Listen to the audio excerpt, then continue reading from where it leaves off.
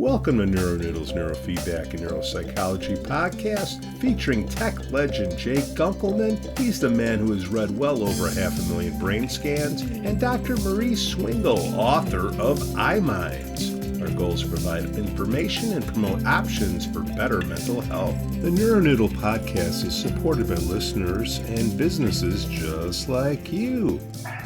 Hello, hello. Jake Gunkelman. The pup is a little bit animated, shall I say. He's jumping around here, so I'm going to probably end up being muted when I'm not directly involved. Yay, the pup's part of the podcast, my friend. Well, he's definitely part of the room activity. I thought I would get him quieted down by giving him a piece of dried chicken. I mean, it's like a chicken jerky. Yeah.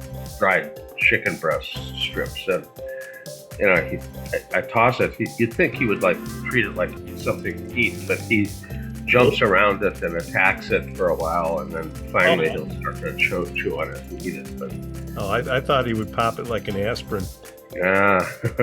He's getting big enough, you'd think he would. You know? Yeah. 75 pounds already. He's just now 8 months. Oh my. And he'll be about 100 pounds at a year and probably top off around 120 as a full mature. They put on a little bit of extra weight, you know. Like, Right. you know? I don't know nothing about that. So we had a comment on our show already. We just started today. We already have a comment? Yeah. Well, here, let me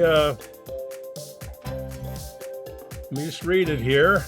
Maybe this is, I'd love for your channel to do a couple of videos. One would be what interventions could a person do on their own to counteract issues such as TBI, ischemia, etc.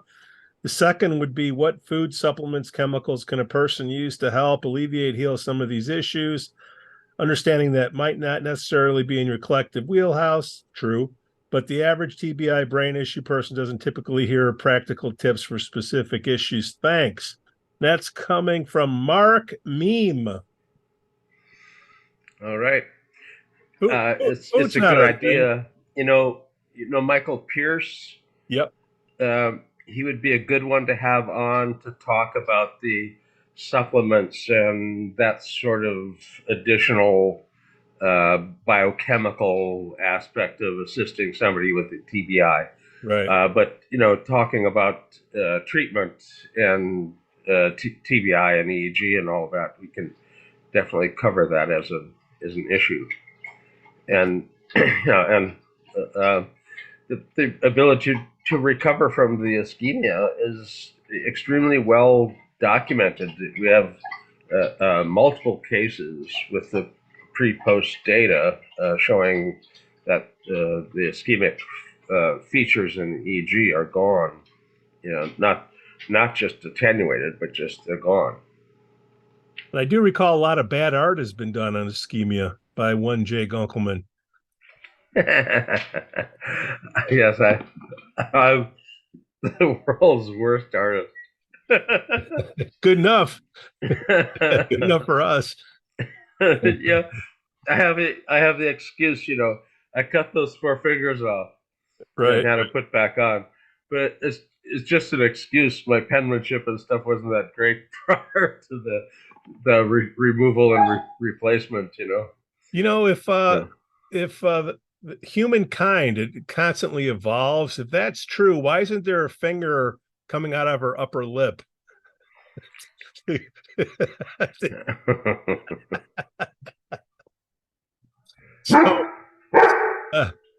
Oh, you like that? Okay.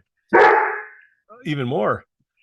So, Ozempic back in the news, Jay. It's a great on-off switch for the anterior cingulate, huh? They're saying it cuts down drinking. Craving. And craving. It's a basic motivational location.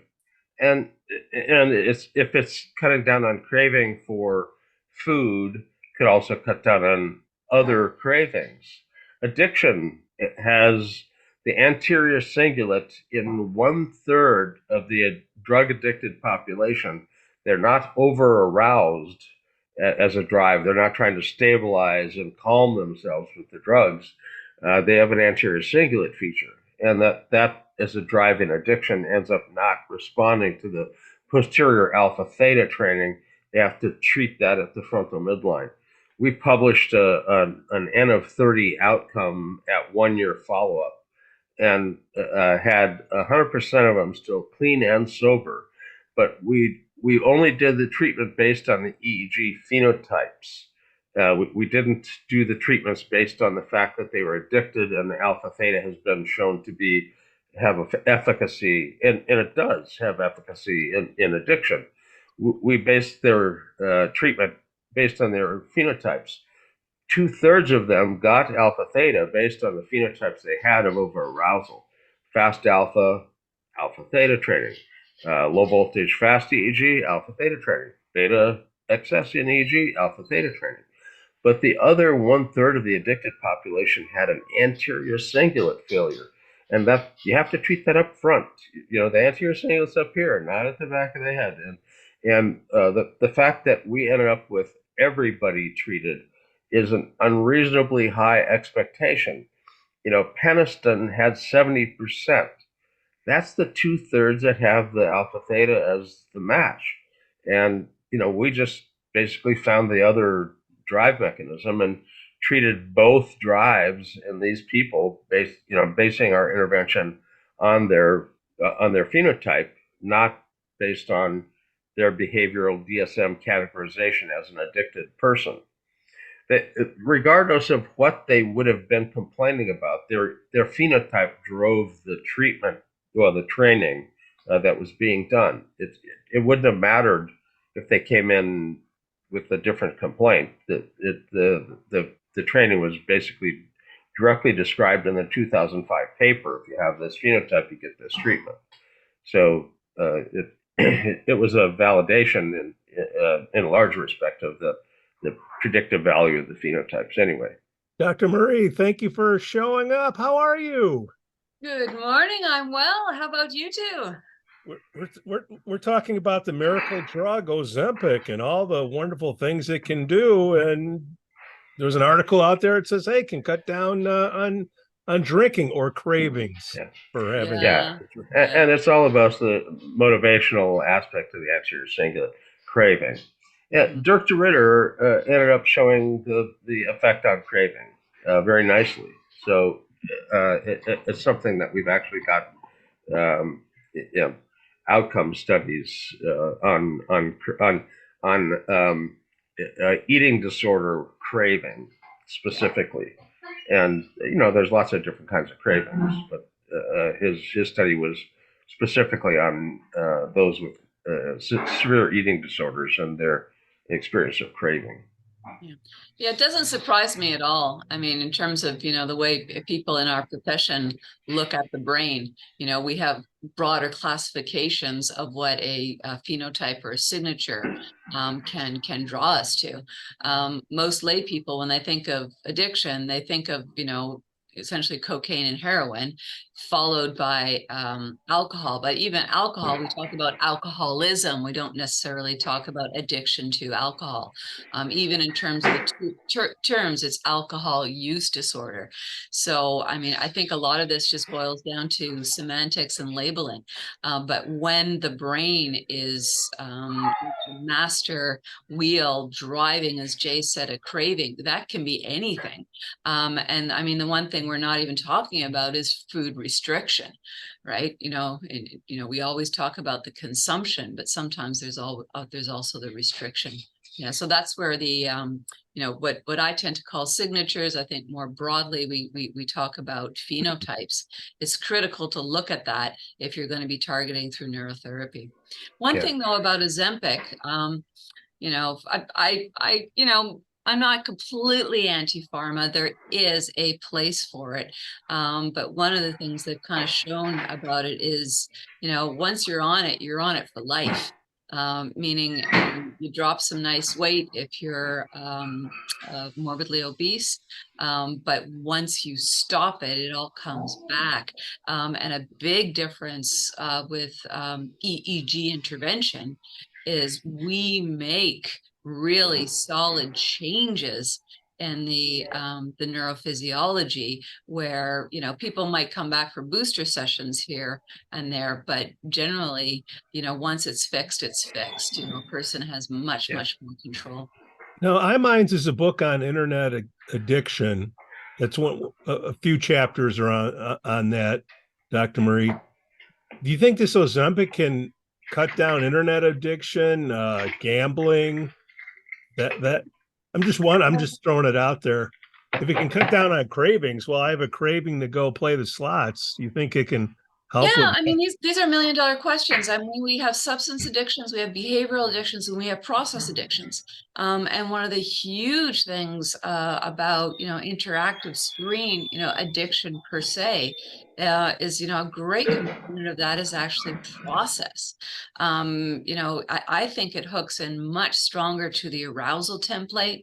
That the cycles are much faster, in terms of when we're putting our phones or our computers up and down.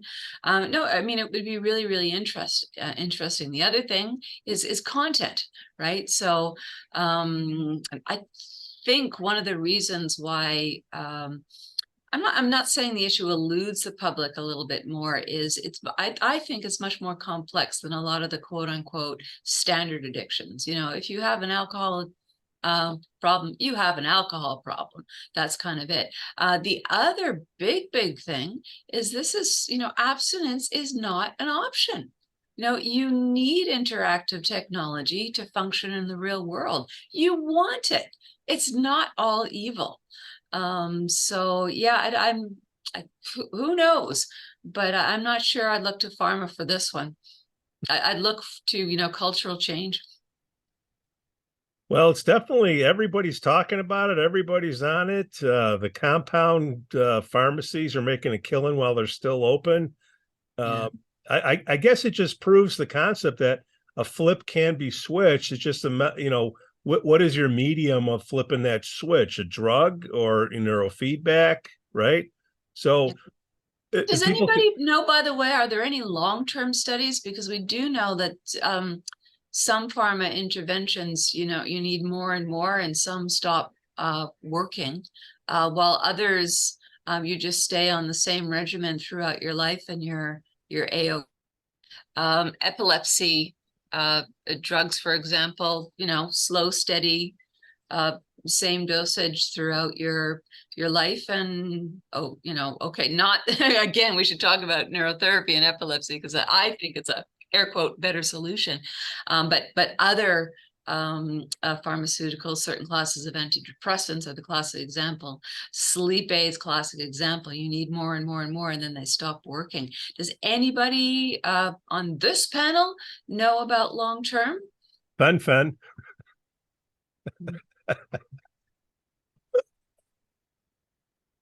We'll edit that out. Let's look at the brain activity of an alcoholic.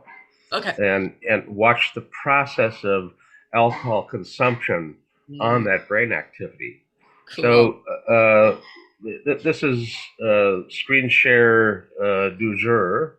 And what we basically see is at the upper band here, you can see from 8 to 12 hertz.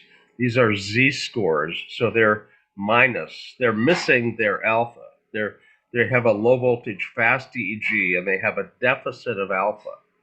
And this is at time 0, no alcohol yet. Time 1, 2 shots, 2 ounces of alcohol. You can see they're starting to make some alpha content.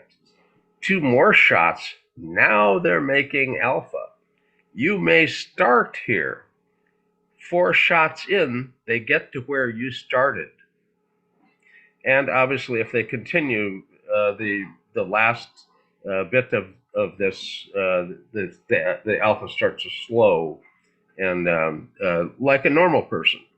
So they're 6 shots in before they have the same effect as 2 shots on you. So the over-arousal pattern, the low voltage fast pattern, is a classic. Is seen in alcoholics and in families of alcoholics. There's a genetic link, gene number 4, which controls GABA A receptors. And you produce so many receptors, you can't saturate them with enough GABA to calm your nervous system. So what we see is people that run into something that will give them GABA, like alcohol, or nowadays there's so many other alternatives. And they will become addicted to it because it normalizes their function. It feels really good to have a calm, centered nervous system. So this person who ran into alcohol and made their alpha will come back and find alcohol again. And unfortunately, it's a slippery slope when you have to be 6 shots in order to be normalized. We basically, this is the low voltage fast EEG. You can see again Z scores, and this is from 1 on up to 20 hertz, and you can see there's pardon me, less slow content than normal, and as you get up into the 20 hertz or so, it starts to normalize into the normal range. But this is a low voltage. Even in individuals who do have the gene for alcoholism running within the family, is why people fall into alcoholism is the inability to mitigate family stress or family dynamics. So it's not just about the genes, and we focus way too much on the genes. So 50% of alcoholics do not have the gene.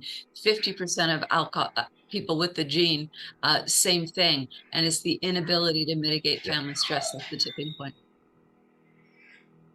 The image in front of us is a fast alpha person. You can see this is 8, 9, 10. They have none of that really, and they start up at 11, 12, 13, 14. This is fast alpha, which is also an over-arousal. And for fast alpha over-arousal, you basically end up teaching them slow alpha. And then obviously possibly alpha theta as a crossover. But this is one of the endophenotypic clusters, the fast alpha basically. And you can also see that fast alpha sits rather strongly left frontally, which is normally going to give them a difficulty with mood regulation. Yeah. It's not all traditional alpha band frontally. Here's one that's outside the traditional alpha band left frontal, but that area not working properly gives you affective regulatory disturbance. Beta spindles in the EEG. How did it come out when we did our work with the 30? Very similar to Dr. Griselier's work, alpha theta training decreased the over-arousal patterns, and very much like Marco Congita's work, anterior cingulate EEG improvements are seen in changes in the obsessive compulsive behavioral. We could do Woodcock-Johnson 3 at 1-year follow-up. And so addiction treatment, and then 1-year follow-up, you can finally do this at follow-up. All 30 people, all still clean and sober. And they had a normal GIA, which is the Woodcock-Johnson equivalent of IQ. And after the neurofeedback, they were at a 120. That's a 21-point standard score jump in IQ, outside the range that you could predict as something that somebody could achieve. Normally, IQ changes don't come in that size of a jump. So this is a tremendous improvement, and you can see the raw distributions down here. The mean here is a 120. The mean down here is a 99. 99 is on this is down here. So the mean in the early one is down here on the final distribution. Thinking ability 103, again, normal to superior performance, again, standard scores. Um, Standard scores, cognitive efficiency improvements, pre-post audio-visual processing. That's not a great score to start with, but it turns out to be better than just the normal adult. And this is really an awful initial score. Delayed recall on admission was quite impaired. Uh, uh, uh, this would fall into the level that you'd expect in cognitive decline, not just somebody, So this is an awful delayed recall at half-hour recall, and they were a kind of a 12-step program that added neurofeedback on top, and the neurofeedback they added was just driven by the phenotype model, not by alpha theta training as a standard neurofeedback protocol. And anyway, the good outcomes: working memory jumped up again, normal to superior, this was working with Crossroads Institute, which was um, basically the Curtis Cripes clinical operation. Absolutely. So genes are 50-50, Dr. Murray, is that what you said? And yeah, I mean, we do all these, we really say the gene for alcoholism, alcoholism runs in your family because of gene. But again, it's about 50% of why an individual tips. The other is the inability to manage family discord. Yeah. Which, families with alcoholics in them, they're kind of difficult. Yeah. And the ones who have a low voltage fast pattern and have seen horrible things because of alcohol happen in the family, maybe a teetotaler, but they still have that same over-arousal pattern, and they can still recover their neurocognitive function to a better place with the same kind of training. And if you get somebody with a low voltage fast EEG to agree never to touch a drop of alcohol again, it doesn't make them well. No. It makes them sober, and that's better than being a sloppy drunk. But at the same time, the dry drunk is not a good thing either. A low voltage fast EEG deserves the respite of learning how to make alpha, so they can finally chill out. Their brain at rest isn't at rest. Yeah, no, really good point. And if I could expand on that, we're focusing a lot on alcohol, but there are many, many other things that a brain such as this could be, and I'm going to air quote, naturally attracted to. One of the things I talk about is, what makes an addiction an addiction? And is it, socially or culturally endorsed? Workaholism, for example. Sometimes spouses love that because the more money. Sometimes spouses hate it because their partner is absent. The bank loves it. Employers love it, right? But it is a form of addiction. So this is a type of brain that needs some kind of constant stimulation. So, we talk about drunks, we talk about alcoholics, we talk about drunks, we talk about dry drunks. But there's so many other channels that an individual can go down, exercise fanatics, all those type of things. I guess we're looping into the popular addictive personality. I hate that term, but there is something to, how we're all wired here. Well, like, I understand substance, maybe that can be passed on, but behavior, like playing the ponies, the slot machines, gambling, that can be passed on down, or that's what... Anterior cingulate addiction. The anterior cingulate's extremely creative. It will find something else to be addicted to if you stop it from focusing on one thing. Symptom substitution is exactly the game it will play on you. Oh, I won't touch alcohol or drugs or anything like that again.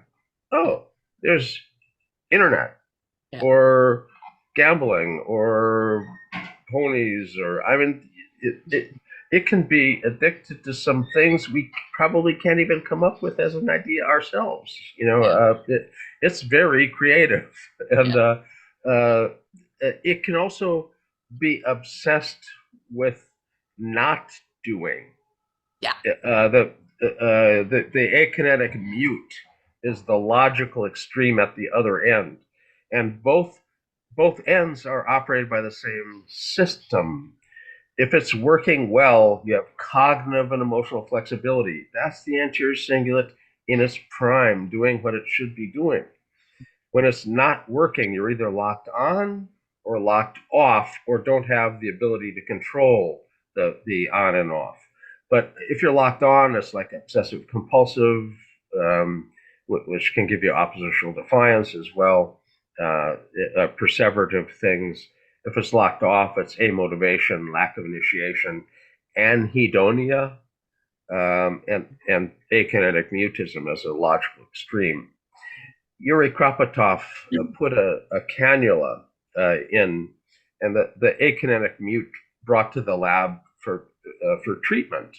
And for a long period of time, they were trying to get him to respond to anything, heat, cajoling, the old mama, whatever you could do to get some response, and there was no response whatsoever.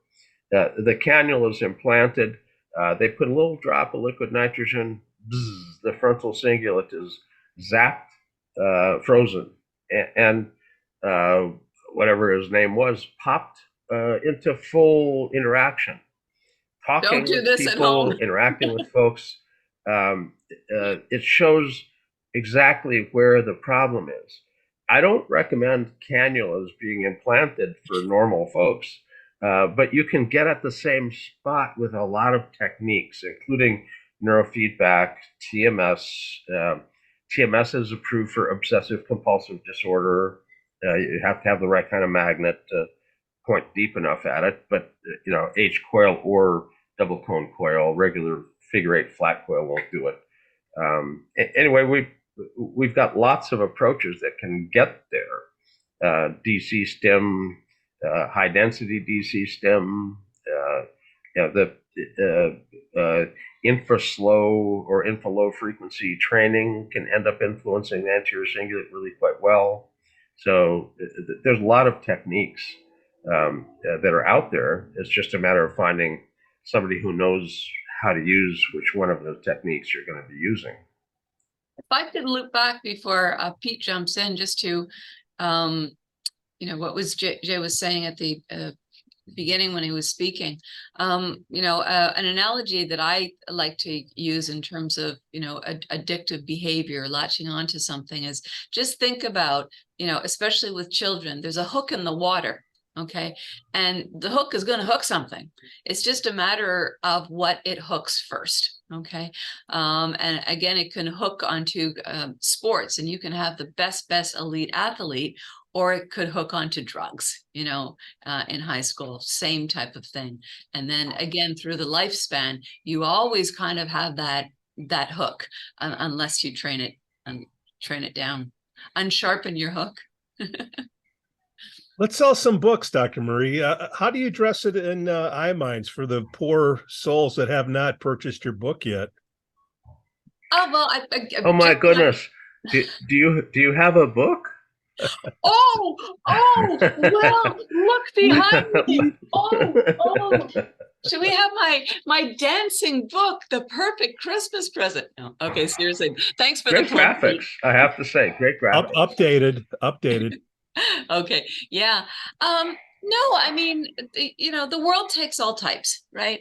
I mean, one of the things you have to be really careful about, especially when I'm working with children, a child comes in because they're too fidgety, overkinetic. I'm like, let's get real here. Okay. There's nothing wrong with kinetic activity. Okay. It's direction versus correction. Okay. Give a child something to play with, but not something, I'm gone. There we go. They're playing with your camera. I'm back. Yeah, but I mean, don't give a kid a projectile. So, I mean, half of the things, when we give kids stress balls and things, we create their own problems. So, we have to be wise about how we direct or correct. It kind of loops into what I was talking about, even in larger addiction, that hook in the water. What are we exposing children to? How are we protecting them? There's nothing wrong with drive, right? And even, when Jay was talking about the anterior cingulate, to what degree do you take that down? When you're an adult, my analogy, by the way, when I find a hot cingulate, is a pit bull. Okay. I say there's nothing wrong with the animal per se. It's what the animal is doing. And my most common analogy with parents is if you have a police pit bull who will, jump over waterfalls, climb mountains, etc., to catch a criminal, that's its job. That's a really good pit bull. But if you have a pit bull in a schoolyard, you've got a problem. Okay. So where is your pit bull? How are you directing it? I also talk about the two sides of a coin, right? Again, if you can turn this into drive, Jay, I don't know about you, but the majority of extremely successful entrepreneurs, most MDs, psychologists, elite athletes, they all have a hot cingulate. Careful what you're training out, but so does the individual with an extreme eating disorder. You're anorexic. So do many people with very debilitating addictions. So do individuals with OCD, and different forms of, we even see it a little bit in schizophrenia.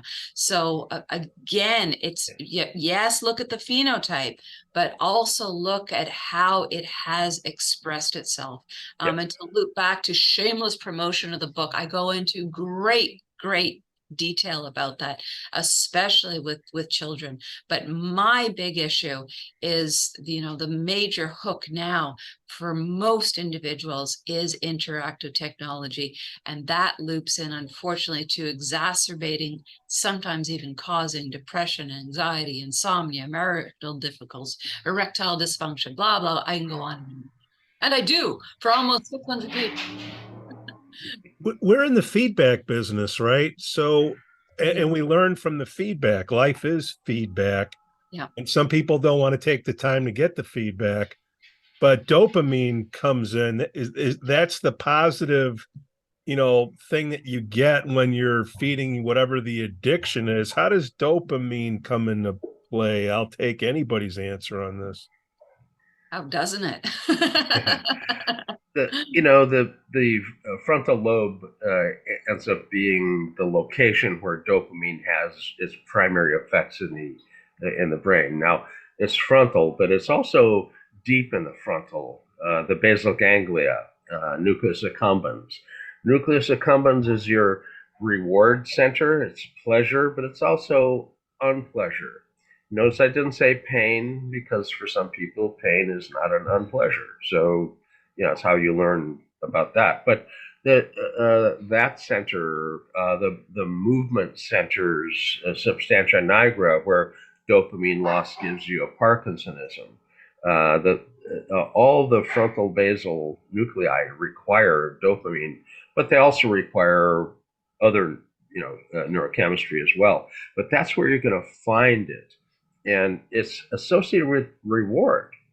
And obviously the nucleus accumbens, but where do we see the nucleus accumbens? It is a closed loop. It's a monopole. It doesn't make surface EEG. You can see the anterior cingulate reflection of it. It's connected to the anterior cingulate. And when the nucleus accumbens fires up to provide acetylcholine to the temporal lobe limbic structures to make memory work, which requires dopamine and other things as well. But for memory to work, it has to have acetylcholine. And when that happens, you see a burst of theta at the anterior midline. It's a brief burst, less than a second long, on memory recall task. And it's a healthy, normal form of theta at the frontal midline. It's not tonic, persistent theta like ADD. It's a brief burst. Now, if you have dopamine problems, you'll see that frontally. Frontocentral theta excess on a tonic basis in the raw EEG is the hallmark of dopamine deficit in kids. And for them, methylphenidate, which is a dopamine reuptake inhibitor, is a good match if you're doing that with pharma. The same neurons that you can control with pharma, the ligand-gated ion channels that you're controlling with pharma, can be controlled with neurofeedback as well. You can learn to control your theta and change the amount of fast activity as well. The theta beta early studies that were done. And they actually did a really nice study. Vince Monastro is a brilliant researcher and clinician. And he got a school system to do this. And everybody was tested. The people that had a high theta beta ratio were flagged as likely needing to have an intervention for ADD, ADHD type intervention. So all of those kids got methylphenidate because that's the drug that was a good match for them. Half of them also got neurofeedback. 6 months later, the drugs were taken away. Don't you know the ones who just got the drugs went back to their hyperactive ADD, ADHD ways? The neurofeedback folks were still good. So you can do the neurofeedback at the same time as the meds. Again, you're getting control over the same circuitry with a different mechanism. Every neuron has ligand-gated ion channels that meds can lock into and control. They have voltage-gated ion channels that neuromodulatory approaches can lock onto and control. So how you choose to intervene, we've got a tool belt full of different approaches. It's just a matter of finding somebody who knows how to use their tools. Is one of them sleep?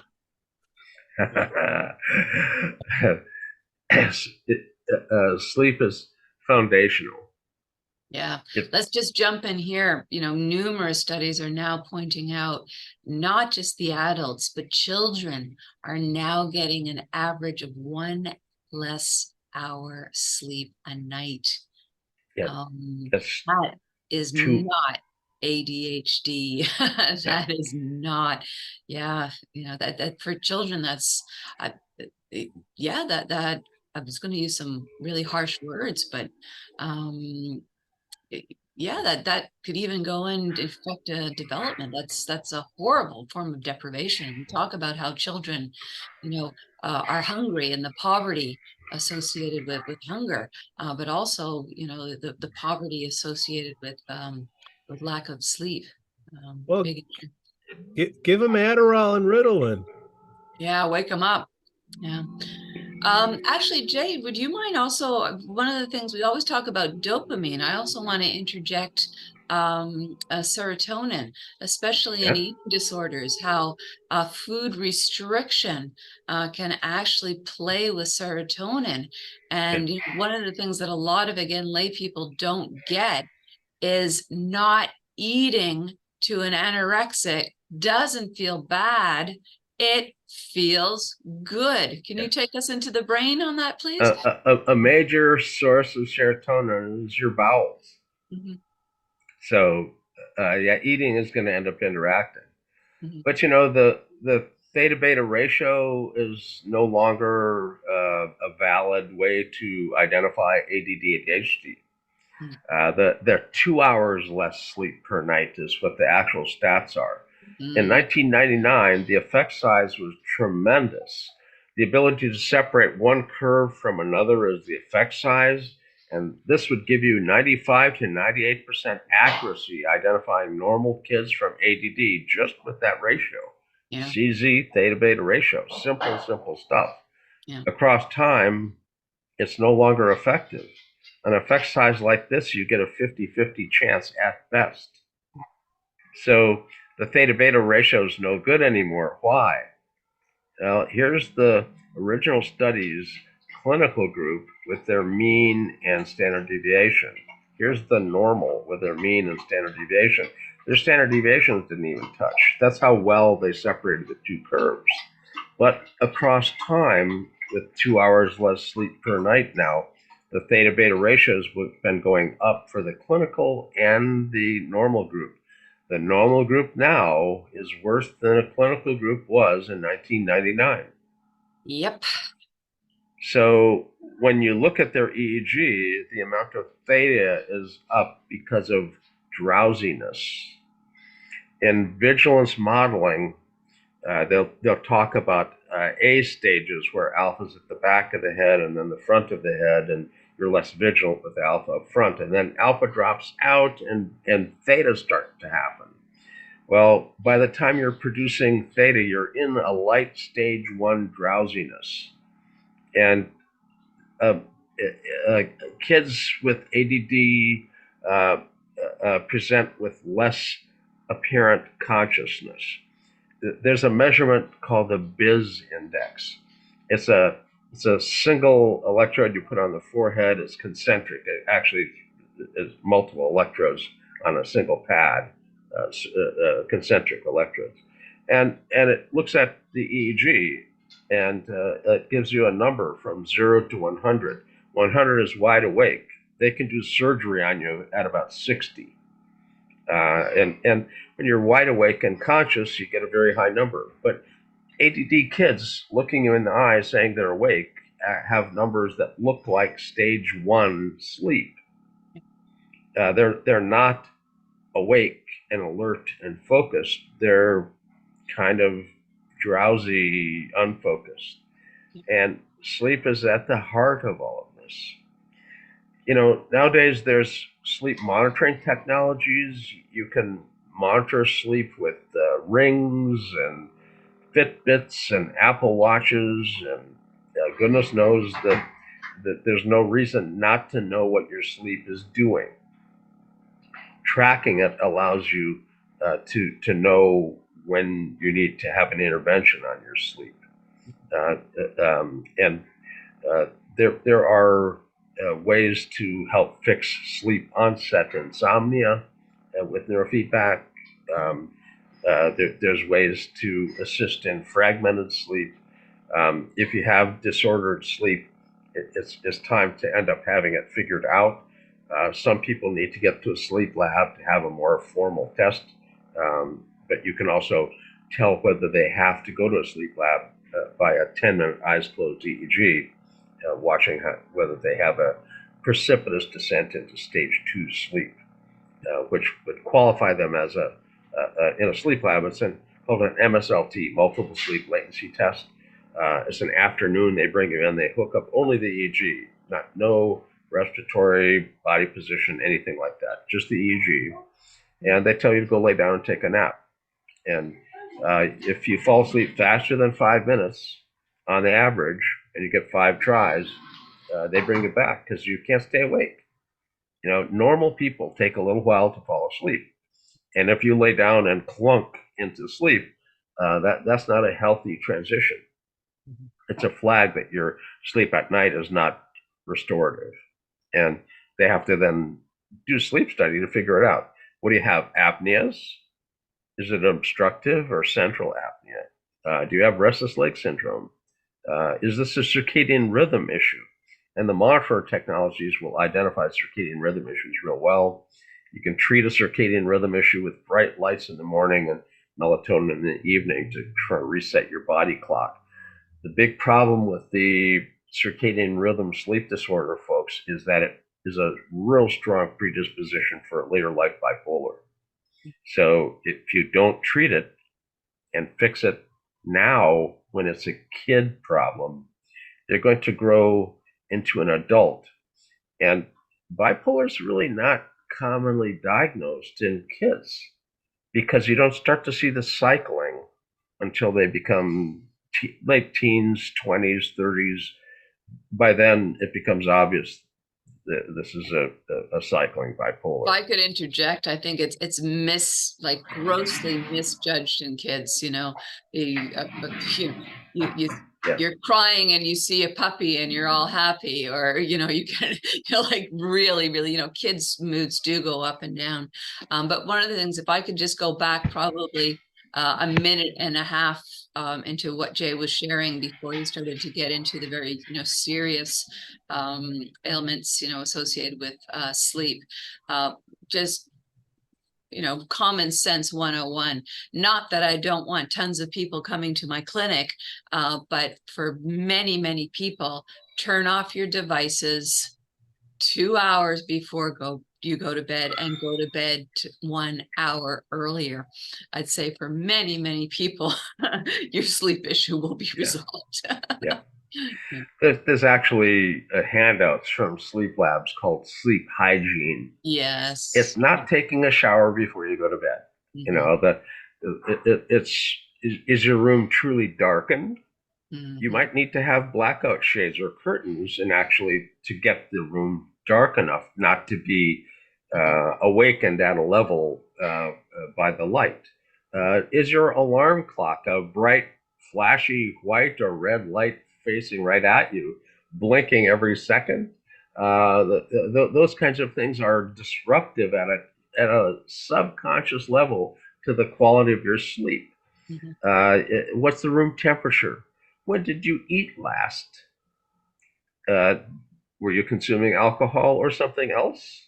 All of these sleep hygiene things are common handouts from the sleep lab, and you can get them online. Pittsburgh Sleep Lab is a really good one. The Pittsburgh Sleep Inventory is a self-report, very, very brief self-report that clinicians can use to learn about the client's self-reported sleep issues. And it'll surprise you when you come in, if you have that as a routine part of your initial screening. Oh, well, gee, you got a sleep problem, a foundational thing. Now, if they have a sleep problem and you're doing neurofeedback, they're not going to have a good learning curve. Do you want to pay twice as much as you should for your neurofeedback? Well, don't sleep well. At night, you consolidate memory.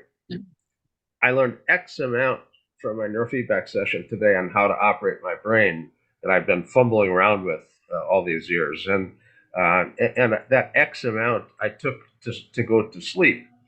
And if I sleep well, my slow wave sleep early in the night will grow dendritic connections and sprouts. And then my REM will play back the memories of how I messed with my brain in my session. And that will long-term potentiate them. If I don't sleep well, X divided by 2 comes out in the morning. I learned half of what I should have learned, maybe even X divided by 3 if I'm really not sleeping well. So the amount that you consolidate is related to your quality of sleep, how much slow wave, how much REM. And all these sleep tracking devices monitor very, very nicely, and they'll differentiate slow wave sleep and REM and light sleep and awake time and all of that. And it's good to track it. And, again, the technologies are relatively inexpensive. A little aside here, piggybacking on something that Jay said, one of the things years and years and years ago, we made a big change. A lot of parents don't want their kids missing school to go to, neurotherapy. Excuse me. So we used to, be open late at night and do after school training. We don't do that anymore. We found that working with children, after 6 o'clock at night, the treatment just isn't that effective. They're too tired. So in fact, our last appointment is 4 to 5. If I could go back in time and be a parent all over again, I think 2 things I would do is get a baseline done, and then take advantage of this technology where, to be a good parent, you have to monitor how much your kid's sleeping. I don't want to be too much big brother, but whether it's a ring or a watch or something, shouldn't the parent know how much their kid's sleeping? Because that's going to affect them for the rest of their life. Yeah, but careful. I mean, the other, I keep on going back to basics. Don't send your kid to bed with their phone, right? Check in on, adolescence, homework, staying up all night doing homework and not sleeping. Yeah, you hand in the piece of paper, but you haven't learned anything. So I think, before we get into all this monitoring, I think we need to bring back a whole lot of common sense Okay. And then, yeah, Jay, I know you're very, very pro monitoring, but I would say get to know your body, start to be in tune with your body. I mean, we talk a lot about the neuro, but also the bio. I'm really for teaching people to be more in tune with the biological signaling of their body. If they want to get information to start, as we say, to get the baselines, by all means. But, with all due respect to Jay, I'm not a huge fan of parents, having monitoring systems on their kids all through their childhood, because the child will always then rely on external messaging as opposed to, gee shuck, I didn't sleep well last night. I feel tired. Tonight I'm going to go to bed a little bit earlier. So I guess, we're talking about balance here. We're talking about balance. A lot of sleep difficulties that are clinical aren't something at the level of awareness for the individual. Mm-hmm. If you ask them, they say, "Oh, I sleep fine." Yeah, the But non-restorative sleep the ones. actual data ends up showing them waking up repeatedly, enough to breathe, enough to get some oxygen. Mm-hmm. And they're chronically sleepy during the day because they had apnea at night and they weren't aware of it at all. Yep. And so the monitoring does come in real handy. And I have to say that the cell phone or tablet or computer bedside ends up being a big problem. The worst I could do as a kid was a D-cell flashlight and a book under the covers, and that doesn't have the interactive nature of what these, the networks of kids. If I text little Johnny right now at 11 at night, and little Johnny went to bed at 10, like the parents wanted him to, or 9 or something, and I text them, their phone or their tablet or something beeps, and that wakes them up, and then I'm starting to doze off, but little Johnny will text back, and that reverberating, reawakening, maybe 5 or 6 person chat ends up having everybody up till 3 in the morning. With, it's not responses. Just the staying awake. You're playing with arousal templates. You're playing with a temporal sequencing. People are staying awake or trying to stay awake for the response. So it's much more than a noise waking somebody. It's the response. Yeah, it's again, I go into a lot of that detail in the book. Yeah. So. Well, I guess the worst wasn't actually just the flashlight. I had a radio that would pull in from Fargo, WLS, and Wolfman Jack at night. So I did go to bed with Wolfman Jack. I read by the street light. I had a light, a lamp, and I'd be up by the window. I kept my reading material was underneath my mattress. Was it Dr. Marie Swingle, Jay Gunkelman, another riveting episode of the Neuronoodle Network Neurofeedback podcast that starts with Ozempic, that goes all the way to sleep, to kids, to tracking. I'm sure we'll do this again. Thanks, guys. Thank you. Bye. Give the pooch a bone. He's got what's called yak cheese. Ooh. And I didn't know you could milk a yak, much less make cheese out of it. But this stuff is processed into something that's hard like a bone. And if you drop it on your foot, you hurt your toe. I mean, and it's about 1.5 inch square extruded piece, and maybe 6-8 inches long. And it will take him about 2 hours of devoted chewing to chew it down to a stub. And he'll walk around with it like the stub of a cigar sticking out of the side of the mouth. He'll have that as he trots around the house. But it gets him quiet, not right at the first, because he'll walk around. Sometimes he tries to bury it, which is not a good thing in the house. There's nowhere to bury it in the house, the corners of the couch or whatever. But then he'll bring it to me, and then I don't know if you saw me throwing it out back into the room. It clunked on the floor for him to go get it.